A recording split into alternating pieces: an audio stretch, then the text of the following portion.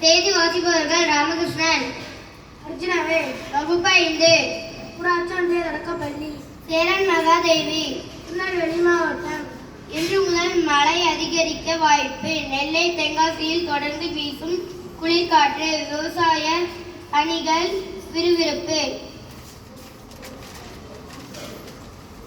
நெல்லை தென்காசி மாவட்டங்களில் பரவல மழை பெய்த நிலையில் வாடை காற்று மக்களை வாட்டி எடுத்தது.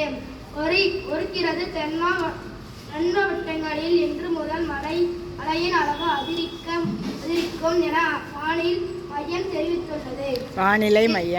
திருச்செந்தூர் கோயிலில் இருந்து அறுபடை வீடு ஆன்மீக பயணம். பக்தர்கள் புறப்பட்டு சென்றனர்.